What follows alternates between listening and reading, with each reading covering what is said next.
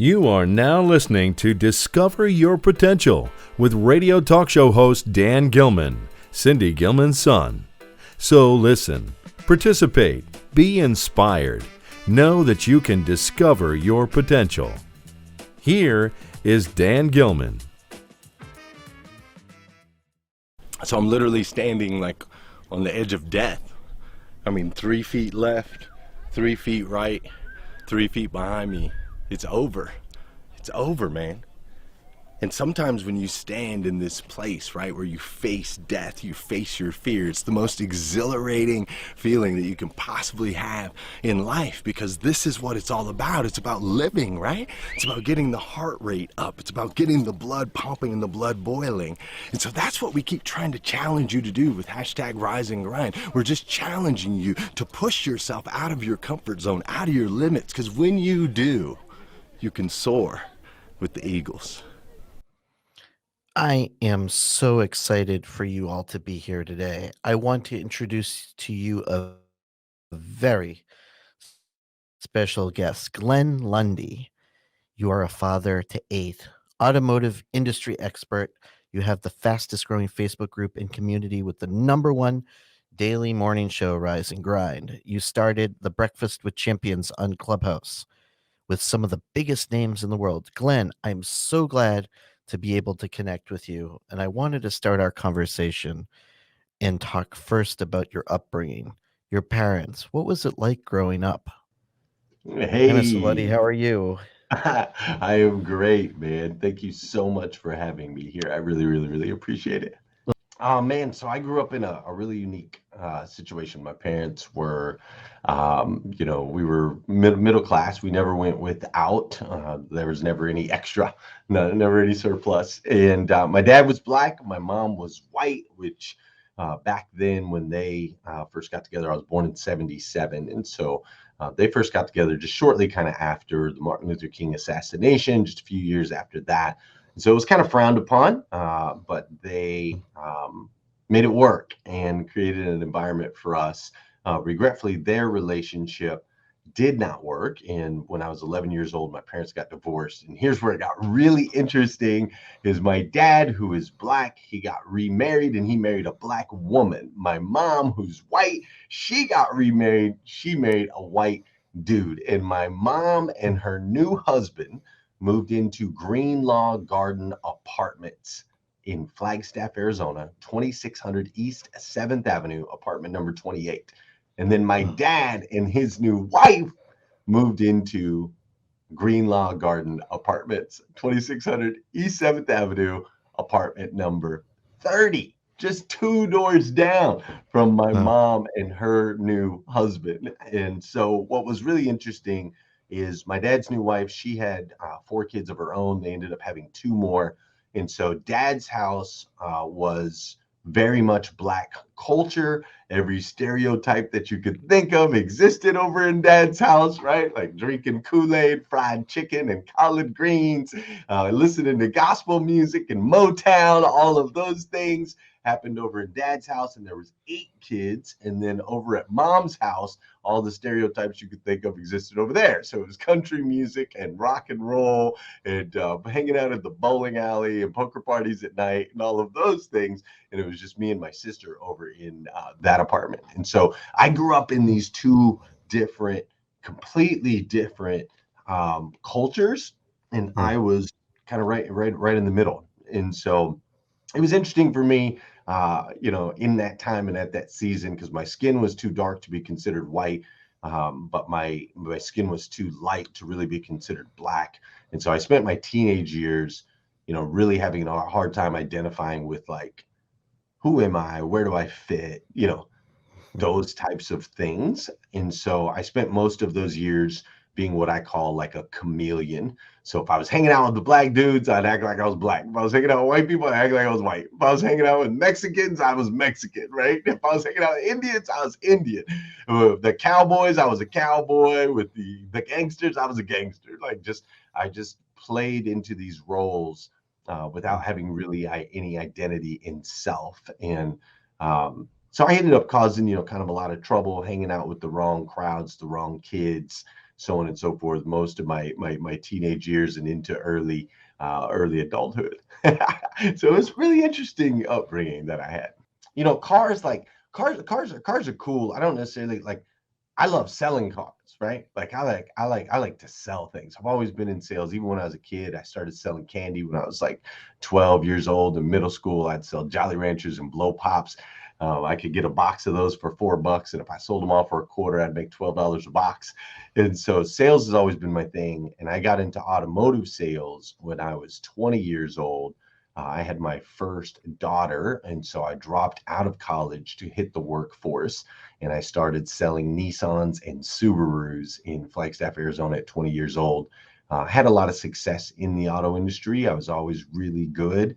And so kind of worked my way through the ranks over at that particular dealership, from sales to finance to sales manager, general sales manager. But while my career was going really well, my life outside of there was a wreck, man. It was a wreck because I was young and thought I knew everything, and I was making money, and I had all these identity kind of things I had going on. I was hanging out with wrong people, getting in a lot of trouble. And so for a while, I ended up leaving that industry, uh, thinking, really blaming the industry for a lot of my woes and my problems. But after a sabbatical, I came back, and now I've been back in the auto industry again for, I guess it's been another 12 years. So altogether, I've got 20 years in the world of automotive, and I just love. There's something about putting somebody, or now I help owners and general managers of dealerships, but there's just something about helping somebody get behind the wheel of that dream car, or maybe it's the car that helps their family get to that next level. Maybe it's the car that helps somebody get that job that they wanted, or to be able to move to some place, some exotic place that they've always dreamt of. Whatever the reasoning is behind somebody needing a vehicle, I love helping people with that transition. When did you really find your purpose? I went through this season in my late 20s. I went through a season of I had burned a lot of bridges, made a lot of mistakes. I was living what I call a 2D lifestyle. So mind and body. If it looked good and it felt good, the answer was yes. Right? If it looks good, feels good, the answer was yes. And so, women, drugs, the gambling, all of those things. And I burned a lot of bridges in that season. I had a very Darwinistic approach to life. If I could get over on you, I would. And that wasn't my fault. I wasn't a bad person. You were just weaker than me, is kind of the mindset I had back then. And living your life that way, just so you know, Dan, doesn't hold up very long. You take advantage of enough people, you find yourself quite alone in a very dark place with a lot of people out looking for you. And so I reached a point where I had moved. I left Flagstaff, Arizona. I lost custody of my daughter when she was 6 years old. And so I left Flagstaff, traveled multiple different places, but ultimately I landed in San Diego, California. And after burning a few more bridges over on that side, I found myself. I just woke up one day and had nowhere to go and no one to call, man. I was homeless. I was like, holy crap, how did this happen? And homelessness is a trip, Dan, because it's, people think it's got to be hard to not have money, not have friends, not have a roof over your head, those types of things. But really, the worst part of homelessness is you become completely invisible. Like, people stop making eye contact with you. They'll look to the left of you, to the right of you, above you, below you, but they won't make eye contact with you. And so here I was in this decadent, beaches of sunny San Diego, multi-million-dollar homes everywhere. And, the fitness guys running on the beach, and the families are playing in the waves, and everything that you can imagine as far as beauty and decadence exists in that area. And here I am, this homeless dude in the middle of it, that just the world's moving around me. And, and so that invisible feeling led to a hopelessness. Every day was just the same, just repeat, repeat, repeat, repeat. And that hopelessness led to depression. The depression led to suicidal thoughts. And then the suicidal thoughts led to where I attempted to take my own life. I attempted to drown myself in the Pacific Ocean just off the coast of La Jolla, California. And clearly that was an unsuccessful attempt. Otherwise, this would be your best interview ever, right? You'd be like all the downloads. Like, I interviewed a guy who killed himself 15 years ago. So on the backside of that, as I was literally like plucked back out of the ocean and placed back on the beach, I laid there and I was looking up at the stars, Dan, and I remember as I was looking at the stars, I just remember the expansiveness of the universe. Like, all of a sudden, I just felt like the universe was so big and my problems were so small, right? Things that were huge problems just moments ago. And I heard, call it God, call it intuition, call it Jiminy Cricket, call it whatever you want. But all of a sudden, I heard the words of an old mentor of mine. And the words that popped into my head were, "You take yourself wherever you go." And this old mentor of mine, Jason Kitts, he used to tell me this all the time in the car business. He'd say, "Glenn, you take yourself wherever you go." And I never really knew what that meant at the time because I was young and I knew everything. And, so why would I need more information? I already know everything. But it finally hit me. And so I started to think about, I had moved to different cities. I had different circles of friends. I had different girlfriends. I had different jobs. All of these things in my life that I had blamed for everything in my life, like, those things kept revolving, but the result was always the same. And so it hit me like, oh, wait a minute. I'm the only thing constant in this situation. Everything else has changed around me, but I'm getting the same result. So you take yourself wherever you go. Okay, I get it. So the result that I'm getting is like, I'm the catalyst for that. It's me. It's not all these people that I'm trying to blame. It's not all these circumstances.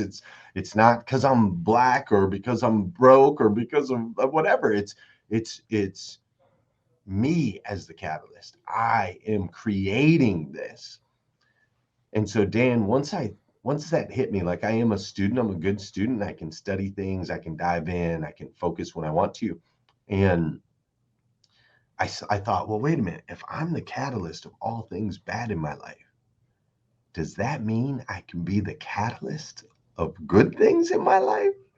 Like, can I actually create good things versus bad things? And so once I asked that question, then inevitably, the next question was, well, where does this power come from? Like, how is it that I have the power to create, whether bad or good? And so I thought, well, I got to figure out where this comes from. And the only way to figure out where this comes from is I have to figure out where I come from. And so I started down this kind of journey of self-discovery. And that started actually with the Orange County Church of Scientology. I spent 6 months at the Orange County Church of Scientology. They gave me a job. They gave me a place to stay. And I started reading this book called Dianetics and getting an understanding of subconscious mind and conscious mind, and started taking all these courses on communication, so on and so forth.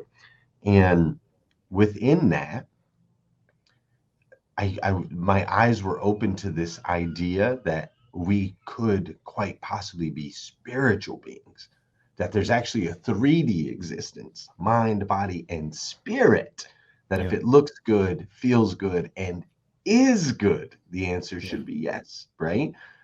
And so that was a profound shift for me. And I decided to start exploring the spiritual side of things a little bit more. And ultimately, the Scientology, that particular method of that ideology didn't work for me, didn't fit for me.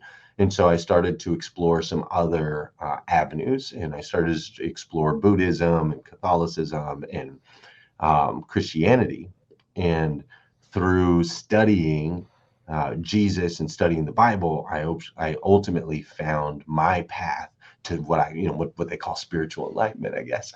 And so since then, Dan, since that day, I have been on this journey to really continue to unfold and pull back all of the layers of who I am and who we are as spiritual beings, and how we can utilize this gift we've been given, this ability to create, how we can use that to not only transform our own lives, but to make a positive impact in other people's lives. And it's been a two steps forward, one step back, journey. I used to be really stubborn, so I'd love to say I just snapped my fingers and everything was great. It's not how it worked, but fast forward, 15 years later, and my life looks a lot better than it used to. That's for sure. Yes, you become humbled in those situations. No Uh, doubt. yeah, yeah. Uh, I love this. I love our conversation. I know you're a passionate leader, and I would love to talk about your show too, Breakfast with Champions. I'm also love to listen to it on Clubhouse as Yeah, well. thank you. And well, no, thank you. And I always, log in the morning and listen to it. And I become inspired by you and all the amazing listeners amazing speakers that you have actually. Oh, thank you, Um, thank you. and also, you're still doing the Rise and Grind podcast, correct? Is that Yeah, so still Rise and Grind, actually, we just had our 1000th and final episode wow? two Fridays ago. Yeah, 1000 Well, episodes. Can you believe it? that's amazing. That is absolutely amazing. Yeah, thank Um, you. So and it and has now you're evolved.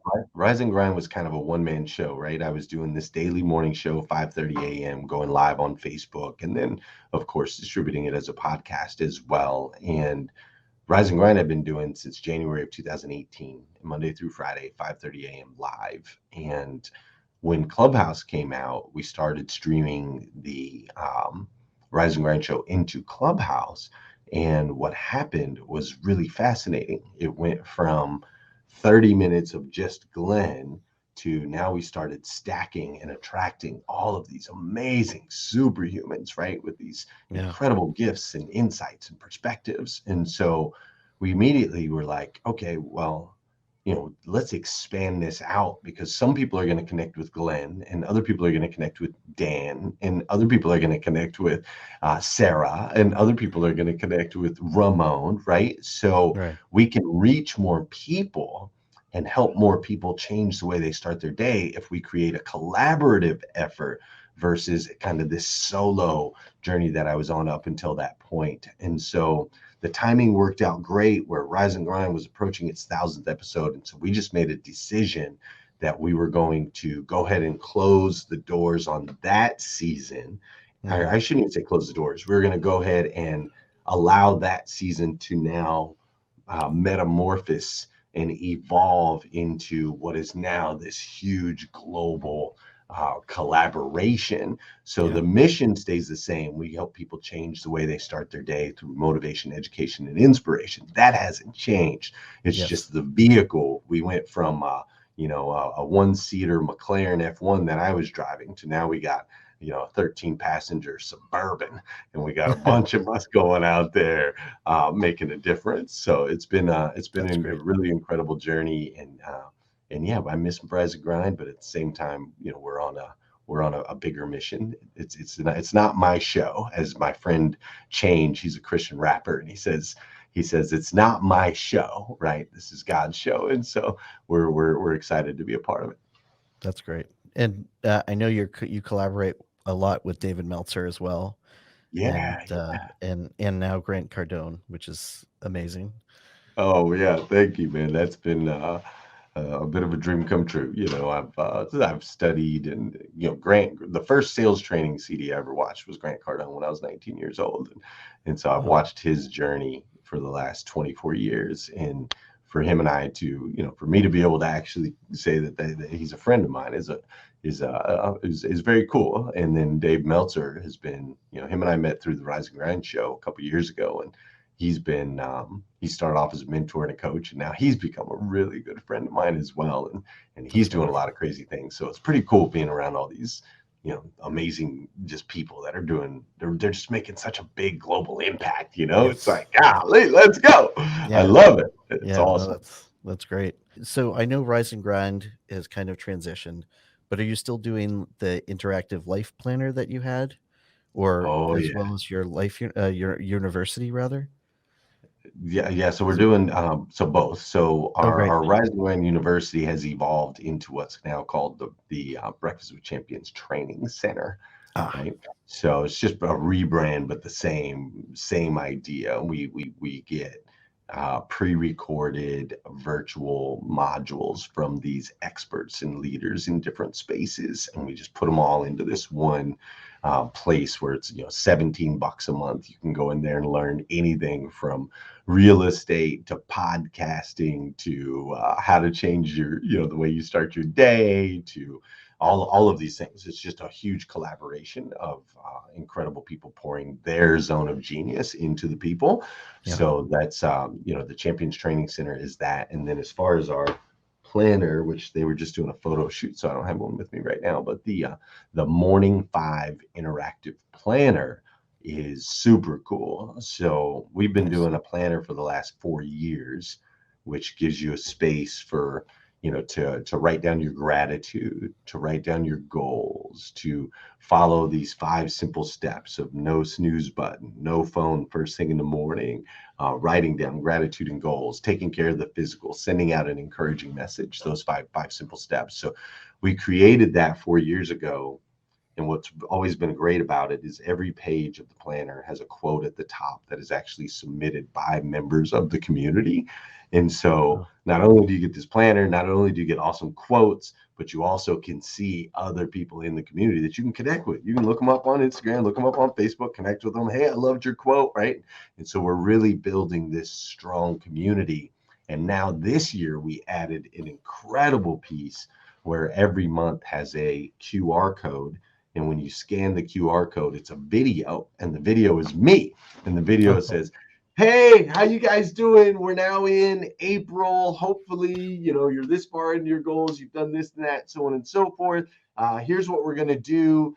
In April, there's this book, and here's why I think this book is great. And I want everyone to go out and read it. And we're going to post our takeaways from the book in the Facebook group so that we can connect and stay connected in community. And then also, we're going to have a challenge for the month of April for the next 30 days. I want you to use hashtag whatever. And this is the challenge. And it's just a way for us to not just for you to have this planner and you to do this by yourself, but Yeah. you to know that there's a whole community of support, to where if you fall off, you can say, "Hey, Dan, I see you've been killing it with yours. I'm having a hard time. Like, what is your tips? What are your tricks?" So there's some accountability, there's community, there's relationship building, there's networking, there's challenges, there's we're learning 12 books a year. Some people don't read as much, and so we're helping promote reading of really powerful books and all of those things. So we built all that into this crazy planner, and we're Wow. super, super excited about it. If any of your listeners want to get one, by the way, they can Yeah, go to the that's what I was gonna ask you. morning5planner.com and they can go get one. That'd be awesome. But do you have any events coming up that you'd like to talk about, or So Breakfast with Champions is going to have 3 events a year. We're going to have an event in either somewhere on the west coast of the country, either Arizona or California, and then we're going to have an event on the east coast, and then we're going to have an event in Texas. So the next one's in nice? Houston in January. I believe it's the weekend of January 6th is when our next Breakfast with Champions, we call it a Breakfast with Champions consortium. And it's usually a 2-day event filled with all kinds of different experiences. And then, of course, a bunch of different powerhouse speakers that come in and drop strategies and tips and tricks and all of those incredible things. So, yeah, January 6th, the weekend of January 6th, Breakfast with Champions Consortium, Houston, Texas. We talk about your core beliefs and values. I know on your website you have rise, unless this is might have changed, obviously, but I know on No, your website it says rise, evolve, impact, and together. And I'd that's love to right. hear more about that. Yeah, so 100%. And again, the vehicles can change, the mission stays the same, right? And when it comes to decision making, as far as our business and, even with my family and our life, when it comes to decision making, there's 4 core values, 4 key words that we look for whenever we make a decision, a yes or no. And those 4 words are rise, evolve, impact, together, right? So we intend, our desire is to help people rise every single day with intention and purpose so that they can evolve into the absolute best versions of themselves that they can possibly be. Ultimately, so that they can go out and make an impact, a positive impact in other people's lives. And the best part about the whole thing is it's something that we always do together, right? So I live by this. I rise every day with intention and purpose, with the intention to evolve into the best version of self that I can possibly be, so I can go out and make a positive impact in other people's lives. And I do it together with people like Dave Meltzer and Greg Cardone and all these other people, right? Yep. And so those four words, when somebody comes to us and says, "Hey, Glenn," because opportunities, obviously, when you get into more of a public space, it opens up more opportunities. People say, "Hey, do you want to invest in this, or do you want to be a part of this? Can you come speak at part of this?" So on and so forth. Yeah. And so we always just run it through that filter. Well, does it help people rise with intention and purpose? Does it help others evolve and evolve us as a company or as a brand, right? Is it making a positive impact? Is it net positive? We don't do anything negative ever, right? And is it something that can be done together? This isn't a solo mission. This is not the Glenn show, right? Yeah. And so it makes it easy to say no to things, and it makes it easy to say yes to things. If it checks all four boxes, the answer is always yes. We will make it a priority. We will create space for anything that rings those four bells. If there's, if there's it helps people rise, but it doesn't help my company evolve, or it's not something that we can do together. It's a solo endeavor. Then it's a real easy, hey, not for us. Not that it's not a good thing. It's just not for us, right? Right. And so that's what those four words, they just really help us filter what to say yes to and what to politely decline. Yeah, Dan, by far, and I've studied success. I've read so many books. I have traveled around the world. I've spoken to hundreds of thousands of people. And Dan, the one constant that I see across the board is if you change the way you start your day, it'll make a massive impact in your life. Simple as that. Every single successful human being will tell you that they have a powerful morning routine that taps into mind, body, and spirit. Every single one across the board. Look them up. If you don't believe me, look up any of them. They all have a powerful morning routine, taps into mind, body, and spirit, period.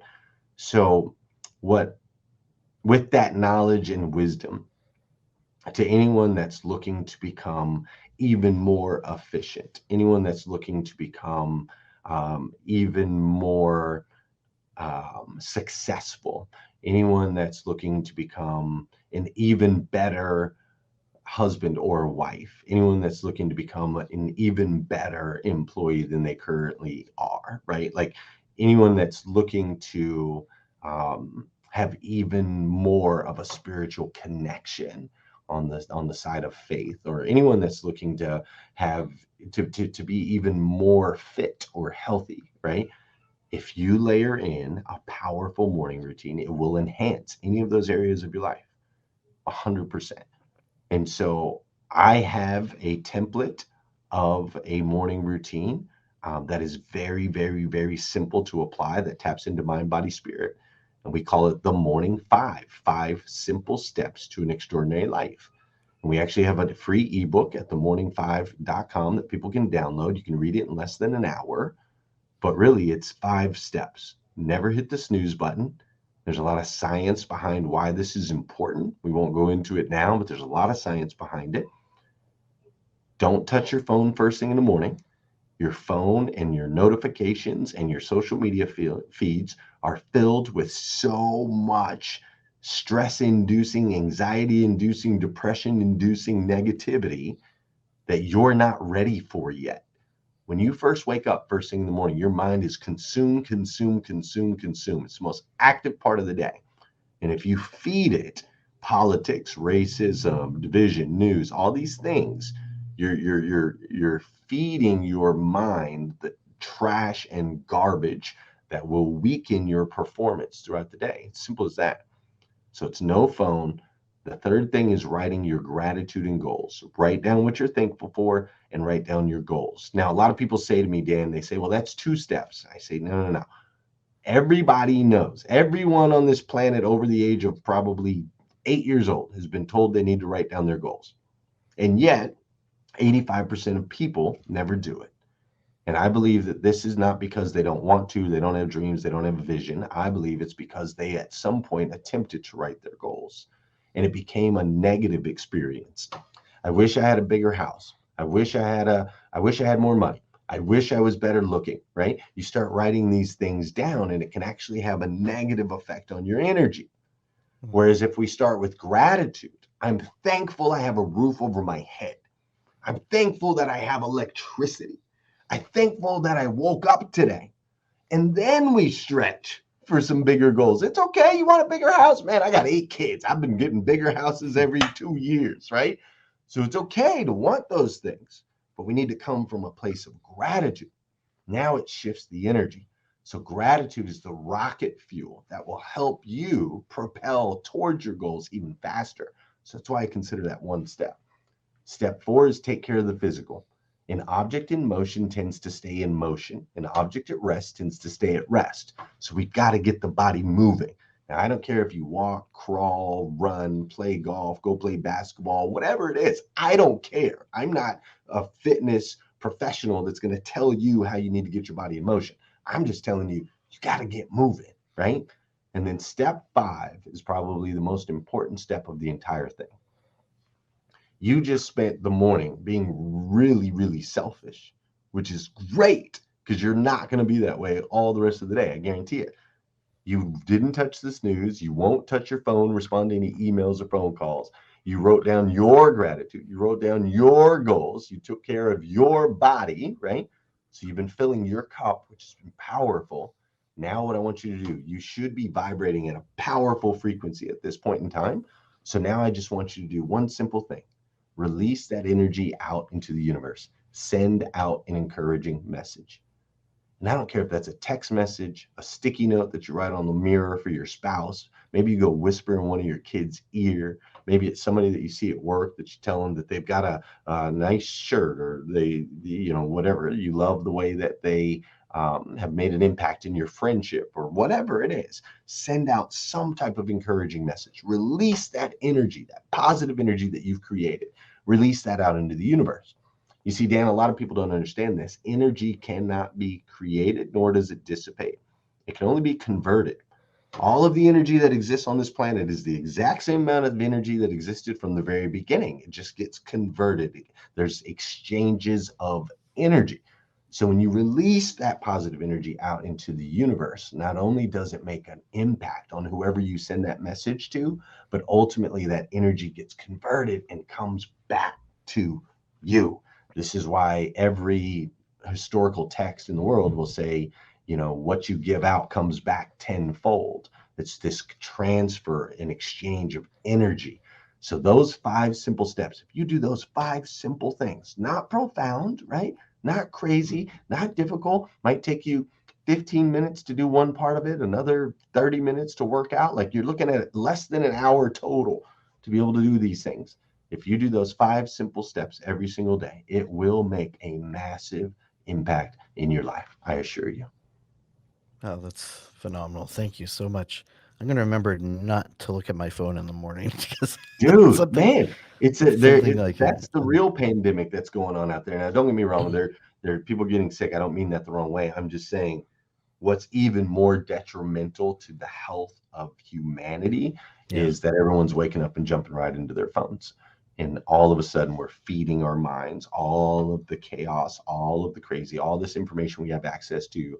We're allowing other people to define our emotions, to pull our attention, to distract us, all of those things. And it's happening first thing in the morning for everybody, around the world. And you can see where that's getting us. So I just say, okay, well, what we're doing is not working. Why don't we do something that we know to work? There's science behind it. Spend time in mind, body, and spirit every single morning before you go out into the world and watch what happens. Yeah, absolutely.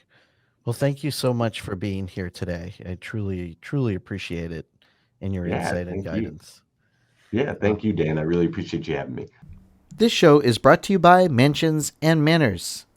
They are the leading real estate firm in Jamestown, Rhode Island.